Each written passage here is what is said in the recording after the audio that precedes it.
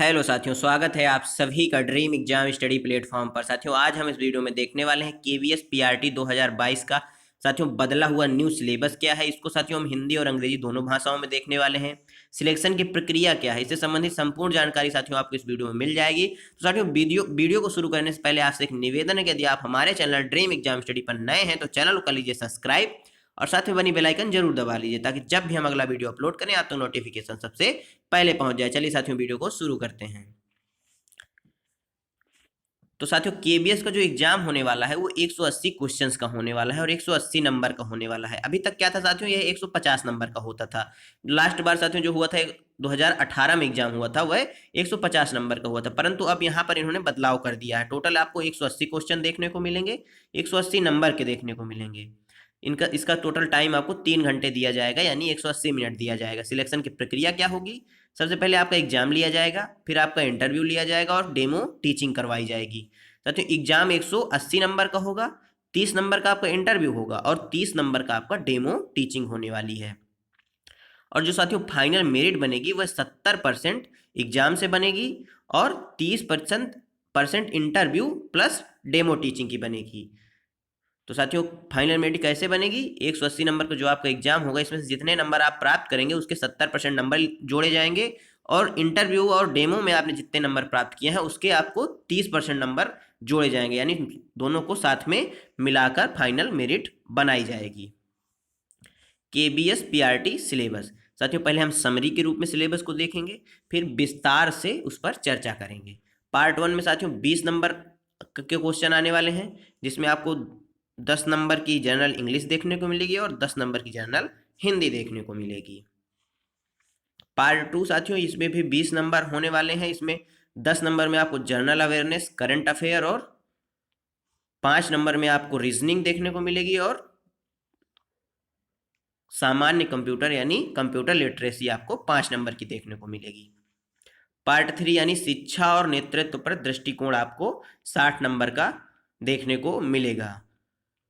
Perspective on education and leadership 60 number की। Understanding the learner यानी इसके अंतर्गत साथियों शिक्षार्थी या बाल विकास के बारे में आपको पढ़ना है।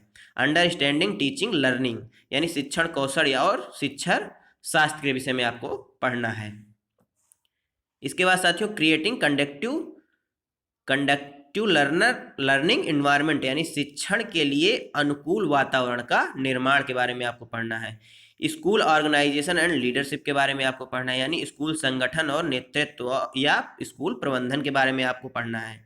पर्सपेक्टिव इन एजुकेशन यानी शिक्षा के परिप्रेक्ष्य के बारे में आपको पढ़ना है। पार्ट 4 में क्या है साथियों, स्पेसिफिक सब्जेक्ट है, यानी ये 80 नंबर का होगा। इसके अंतर्गत आपको हिंदी पढ़नी है, इंग्लिश पढ़नी है, मैथमेटिक्स पढ़नी है और ईबीएस पढ़नी है। साथियों इन्होंने इसमें से साइंस को हटा दिया है नए सिलेबस में। पुराने सिलेबस में साइंस भी इंक्लूड थी परंतु अब नहीं है। अब साथियों देखते हैं विस्तृत पाठ्यक्रम। पार्ट 1 साथियों 20 नंबर का आने वाला है। इसमें जनरल इंग्लिश के अंतर्गत आपको 10 नंबर के क्वेश्चन मिलेंगे, जिसमें आपको पैराग्राफ पढ़ना है, वर्ड पावर पढ़ना है और ग्रामर एंड यूजेस के क्वेश्चन आपको देखने को मिलेंगे। हिंदी में साथियों इसी प्रकार हिंदी में भी आपको पैराग्राफ देखने को मिलेगा, शब्द सामर्थ्य और व्याकरण एवं प्रयुक्ति, व्याकरण का प्रयोग कहाँ कहाँ कैसे होगा, इन चीजों के बारे में क्वेश्चन आपको देखने को मिलने वाले हैं। पार्ट 2 में साथियों ये 20 नंबर का होने वाला है। इसमें 10 नंबर का आपको current affair and general awareness आएगा, 5 नंबर की रीजनिंग आएगी और 5 नंबर का कंप्यूटर सामान्य कंप्यूटर आएगा। साथियों इसका कोई विस्तृत सिलेबस इन्होंने नहीं दिया है। जनरल अवेयरनेस करंट अफेयर के अंतर्गत ये लोग मान के चलिए लगभग 6 महीने पुराना या 1 साल तक के अंदर का करंट अफेयर आपसे पूछ सकते हैं। पार्ट 3 में साथियों ये सिलेबस काफी विस्तृत है। पार्ट 3 वाला शिक्षा और नेतृत्व पर दृष्टिकोण, इसके अंतर्गत पहले पॉइंट में साथियों आपको बाल विकास पढ़नी है। बाल विकास के अंतर्गत आपको वृद्धि पढ़नी है, विकास और परिपक्वता पढ़नी है, बाल विकास के सिद्धांत पढ़ने हैं और साथियों विकास में आने वाली चुनौतियां पढ़नी है, विकास के क्षेत्र पढ़ने हैं। विकास के क्षेत्र के अंतर्गत साथियों क्या पढ़ना है, भौतिक क्षेत्र पढ़ना है, संज्ञानात्मक क्षेत्र, सामाजिक और संवेगात्मक क्षेत्र और साथियों नैतिक विकास का क्षेत्र। इन सभी चीजों के बारे में आपको विकास के क्षेत्र के अंतर्गत पढ़ना है, यानी काफी विस्तृत सिलेबस है। साथियों आपको अंडरस्टैंडिंग एडोलसेंस यानी किशोरावस्था के बारे में पढ़ना है। इसकी आवश्यकताएं क्या हैं, किशोरावस्था में चुनौतियां क्या हैं, और किशोरों को संस्थागत सहयोग और समर्थन किस प्रकार दिया जा सकता है, इसके विषय में भी आपको पढ़ना है। और साथियों, समाजीकरण में प्राथमिक और सेकेंडरी संस्थाओं की क्या भूमिका है, इसके बारे में भी पढ़ना है। प्राथमिक संस्थाएं साथियों आप सभी जानते हैं परिवार या घर होता है, और सेकेंडरी विद्यालय या समाज होता है। फिर साथियों पढ़ना है आपको शिक्षण कौशल या शिक्षा शास्त्र के बारे में। इसके अंतर्गत सीखने पर सैद्धांतिक दृष्टिकोण पढ़ना है, यानी सीखने के सिद्धांत पढ़ने हैं। कौन कौन से सिद्धांत पढ़ने हैं? व्यवहारवाद के पढ़ने हैं, संज्ञानवाद के पढ़ने हैं, और निर्माणवाद के सिद्धांत पढ़ने हैं आपको। और साथियों शिक्षक की क्या भूमिका है, इस बारे में पढ़ना है। शिक्षार्थी की भूमिका के बारे में पढ़ना है। शिक्षक और छात्र का संबंध की प्रकृति क्या है, इसके बारे में पढ़ना है। शिक्षण विधियों का विकल्प पढ़ना है आपको, और कक्षा का वातावरण, इसके बारे में आपको पढ़ना है। अनुशासन की समझ, इसके बारे में आपको पढ़ना है। सीखने को प्रभावित करने वाले कारक और उनके निहितार्थ क्या क्या हैं, ये सभी चीज़ें आपको पढ़नी है। कक्षा का डिजाइन कैसा हो, यानी कक्षा को आप कैसे मैनेज करेंगे, कहाँ पर सीटें होंगी बच्चों के बैठने के लिए, कहाँ पर ब्लैक बोर्ड होगा, इन चीज़ों के बारे में भी आपको जानना है। छात्र गतिविधियों की योजना बनाना, यानी छात्रों को एक्टिविटी कराने के लिए आप योजना क्या क्या बनाएंगे, इसके बारे में भी आपको अध्ययन करना है। स्कूल में सीखने की जगह बनाना, यानी सीखने के लायक एक तरह से कहें तो वातावरण तैयार करना, इसके विषय में भी आपको पढ़ना होगा। शिक्षण अधिगम और प्रबंधन की योजना के बारे में पढ़ना है। पाठ्यक्रम और पाठ्यचर्या की अवधारणा क्या है, इसके बारे में भी आपको पढ़ना है। औपचारिक एवं अनौपचारिक पाठ्यक्रम क्या होगा, इसके बारे में भी आपको पढ़ना है। Foundation literacy and numeracy, early childhood care and education, ये बचपन में शिक्षा और देखभाल, बचपन में शिक्षा कैसे दी जाती है और उसकी बच्चे की देखभाल कैसे की जाती है, इस विषय में भी आपको पढ़ना है। योग्यता आधारित शिक्षा क्या होती है, इसको जानना है। अनुभवात्मक अधिगम क्या होता है, इसको जानना है। निर्देशात्मक योजनाएं क्या क्या होती हैं, इनको भी जानना है। इसके अंतर्गत साथियों आपको वर्ष योजना देखना है, इकाई योजना देखना है, और शिक्षण योजना यानी जिसे लेसन प्लान भी बोलते हैं, इनके विषय में आपको देखना है। फिर साथियों आपको शिक्षण सामग्री और संसाधन देखने हैं। इसके अंतर्गत सूचना और संचार के माध्यम क्या क्या है, इनके बारे में आपको जानना है। शिक्षण अधिगम के लिए प्रौद्योगिकी, यानी शिक्षण में या अधिगम में टेक्नोलॉजी का किस प्रकार इस्तेमाल हो रहा है, किस प्रकार आप कर सकते हैं, इन चीजों के बारे में भी आपको पढ़ना है। Assessment of learning for learning and as a learning, क्या साथियों सीखने का आकलन, सीखने के लिए आकलन, और सीखने के रूप में आकलन, इन चीजों को पढ़ना है। आपको असेसमेंट यानी आकलन के अर्थ को पढ़ना है, उद्देश्य को जानना है, और आकलन की योजना को जानना है। और साथियों शिक्षण अधिगम प्रक्रियाओं को कैसे बढ़ाना है, किस प्रकार शिक्षण अधिगम प्रक्रियाएं चलानी है, इन विषय में भी आपको पढ़ना है। कक्षा अवलोकन और प्रतिक्रिया के बारे में भी आपको पढ़ना है। रचनावादी शिक्षण के साधन कौन कौन से हैं, और आप इन पर विचार किस प्रकार कर सकते हैं, इसको लेकर आप बच्चों के बीच संवाद यानी विचार विमर्श किस प्रकार करवा सकते हैं, इन चीजों के बारे में भी आपको पढ़ना है। एक तरह से कहें तो आपको रचनावाद के बारे में पढ़ना है। अगला है साथियों शिक्षण के लिए अनुकूल वातावरण का निर्माण। इसके अंतर्गत आपको विविधता का सिद्धांत पढ़ना है। साथियों आप सभी जानते हैं हमारी राष्ट्रीय शिक्षा नीति क्या करती है, बहुभाषिता और विविधता पर जोर देती है, यानी विविधता के सिद्धांतों को भी आपको पढ़ना है। दिव्यांगता क्या है और उनका समावेशी कक्षा में कैसे हो, इस विषय में भी पढ़ना है। सामाजिक परिप्रेक्ष्य में दिव्यांगता का क्या अर्थ है, इन चीजों को भी आपको पढ़ना है। निःशक्तता के क्या प्रकार हैं, उनकी आपको पहचान के बारे में पढ़ना है। मानसिक स्वास्थ्य की पहचान और उनका उपचारात्मक शिक्षण कैसे किया जाए, इस विषय में भी पढ़ना है। मानसिक स्वास्थ्य के निवारक और प्रोत्साहक आयाम क्या क्या हैं, इनके बारे में भी जानकारी प्राप्त करनी है। सीखने के संसाधन के रूप में स्कूल और समुदाय का विकास करना, इसके विषय में भी आपको पढ़ना है। अगला पॉइंट है साथियों स्कूल संगठन और नेतृत्व या स्कूल प्रबंधन। इसके अंतर्गत आपको स्कूल प्रबंधन कैसे हो, इसके बारे में जानकारी लेनी है। टीम का निर्माण यानी शिक्षकों की टीम का निर्माण कैसे हो, समुदाय के साथ विद्यालय की भागीदारी को कैसे बढ़ाया जाए, इसके विषय में। और सालाना स्कूल कैलेंडर क्या हो, कब परीक्षाएं होंगी, डेली वे पे आपका टाइम टेबल क्या होगा, इन सभी चीज़ों के यानी स्कूल संगठन और स्कूल प्रबंधन के अंतर्गत ये सभी चीज़ें आती हैं। यदि आपने डीएलएड किया होगा, बीएलएड किया होगा, बीएड किया होगा, तो आपने स्कूल प्रबंधन का पूरी एक बुक आपने पढ़ी होगी, उसी से संबंधित है साथियों ये टॉपिक। फिर अगला आता है साथियों शिक्षा के परिपेक्ष्य, इनके विषय में आपको पढ़ना है। इसके अंतर्गत आपको शिक्षा के लक्ष्यों को प्राप्त करने में स्कूल की क्या भूमिका है। क्या साथियों, शिक्षा के लक्ष्यों को प्राप्त करने में स्कूल की क्या भूमिका है, इसको पढ़ना है। और एनईपी 2020 यानी राष्ट्रीय शिक्षा नीति 2020 पढ़नी है। और राइट टू एजुकेशन यानी शिक्षा का अधिकार अधिनियम 2009 के बारे में पढ़ना है। और साथियों आपको पढ़ना है स्कूली शिक्षा का इतिहास क्या रहा और शिक्षा में राष्ट्रीय नीतियों का अध्ययन करना है। यानी स्कूली शिक्षा का प्राचीन काल से इतिहास क्या रहा, कैसे कैसे स्कूली शिक्षा को बढ़ावा मिला, कैसे क्या हुआ, अभी तक कितनी राष्ट्रीय शिक्षा नीतियां आ चुकी, उन सभी के बारे में आपको इसके अंतर्गत अध्ययन करना है।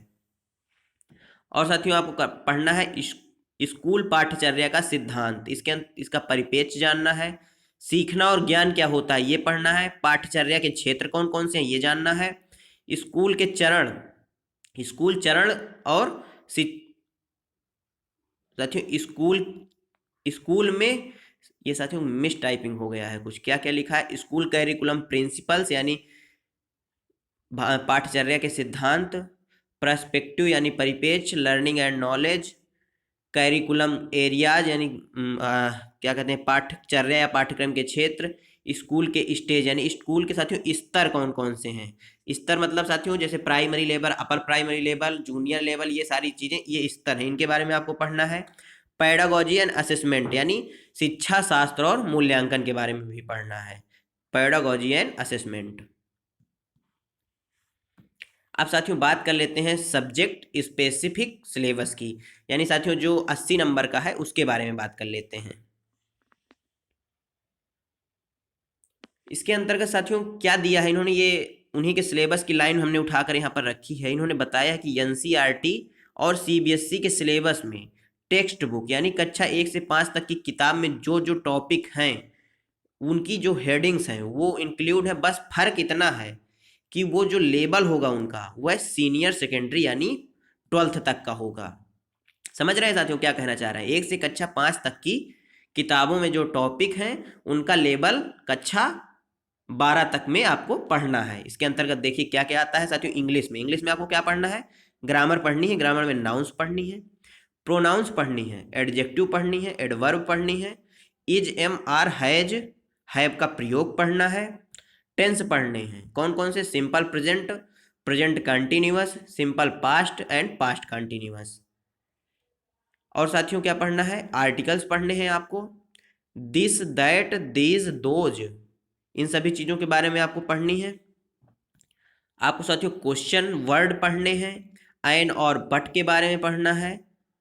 और साथियों आपको क्या क्या पढ़ना है, फुल स्टॉप, कामा, क्वेश्चन मार्क, ये सारे मतलब एक तरह से जो चिन्ह होते हैं, प्रतीक होते हैं, उनके बारे में पढ़ना है। पैसिव वॉइस पढ़ना है, एडजेक्टिव पढ़ना है और प्रीपोजिशन पढ़ना है। हिंदी में क्या क्या पढ़ना है साथियों, ग्रामर इसके अंतर्गत भी पढ़नी है, संज्ञा पढ़नी है, विशेषण और वचन की पहचान और व्यवहारिक प्रयोग यानी विशेषण के बारे में जानना है और वचन को पढ़ना है और इनका व्यवहारिक प्रयोग किस प्रकार होता है इनके बारे में भी आपको पढ़ना है। गणित के पाठ्यक्रम के अनुरूप हिंदी में संख्याएं भी पढ़नी है और संयुक्ताक्षरों की पहचान करनी है। संयुक्ताक्षर कौन कौन से होते हैं, 4 होते हैं कुछ इस प्रकार, एक छा, त्रा, ज्ञा और एक होता है, वो आप हमें कमेंट बॉक्स में बता दीजिएगा।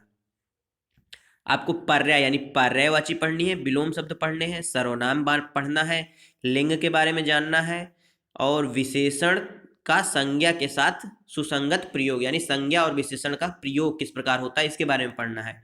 वचन पढ़ने हैं आपको और वचन के प्रयोग के बारे में पढ़ना है। क्रिया पढ़नी है, काल पढ़ने हैं, कारक चिन्हों की पहचान कैसे होगी ये पढ़ना है आपको। शब्दों के संदर्भ में लिंग का प्रयोग कैसे होता है ये पढ़ना है आपको। अब साथियों गणित का सिलेबस आ जाता है। गणित के अंतर्गत आपको क्या पढ़ना है, ज्योमेट्री यानी ज्योमेट्री। इसमें साथियों शेप वगैरह जैसे त्रिभुज हो गया, क्या हो गया, त्रिभुज हो गया, शंकु हो गया, इन सभी चीज़ों के बारे में आपको पढ़ना है। नंबर्स में आपको क्या क्या पढ़ना है, संख्या की भावना विकसित करना, ये पेडागोजी का टॉपिक है। और संख्याओं की गिनती और संचालन के बारे में पढ़ना है। और साथियों क्या पढ़ना है, एडिशन यानी जोड़ पढ़ना है, घटाना पढ़ना है, गुणा पढ़ना है, भाग पढ़ना है और अंकगणित पढ़ना है आपको और फ्रैक्शनल नंबर पढ़ने हैं। ये साथियों गणित का सिलेबस है। और इसके अंतर्गत साथियों पैसे यानी मनी से संबंधित आपसे क्वेश्चन पूछे जाएंगे, वो पढ़ना है आपको। मेंसुरेशन यानी क्षेत्रमिति पढ़नी है। लंबाई से संबंधित क्वेश्चन पढ़ने हैं, चौड़ाई से संबंधित करने हैं, आयतन और क्षमता से संबंधित क्वेश्चन करने हैं, डाटा हेडिंग करनी है आपको, पैटर्न्स के बारे में करना है। साथियों क्वेश्चन आते हैं, जानते हैं, पैटर्न के बारे में आते हैं क्वेश्चन, वो भी आपको करने हैं। टाइम एंड वर्क यानी समय और कार्य और समय के बारे में भी आपको पढ़ना है। अब साथियों बात कर लेते हैं ईबीएस के सिलेबस की। तो ईबीएस की ये साथियों 6 की 6 थीमें हैं, इनके बारे में पढ़ना है, यानी फैमिली एंड फ्रेंड्स, परिवार और मित्र, फूड यानी भोजन के बारे में, शेल्टर यानी आवास के बारे में, वाटर यानी जल के बारे में, ट्रैवल यानी यात्रा के बारे में, things we make and do यानी चीजें जो हम बनाते हैं और कहते हैं और करते हैं, उनके बारे में पढ़ना है। साथियों ये रहा आपका पीआरटी का विस्तृत सिलेबस। किसका साथियों? पीआरटी का विस्तृत सिलेबस, केवीएस पीआरटी का हिंदी और इंग्लिश दोनों में। आपको वीडियो कैसा लगा हमें कमेंट बॉक्स में जरूर बताइएगा। यदि आप चाहते हैं कि हम टीजीटी के सिलेबस का भी हिंदी और इंग्लिश दोनों में वीडियो बना दें और पीजीटी का भी, तो हमें कमेंट बॉक्स में जरूर बताइएगा। मिलते हैं साथियों आपसे अगले वीडियो में, तब तक के लिए जय हिंद, जय भारत। अपना और अपनों का ख्याल रखिए, सभी का सम्मान करिए।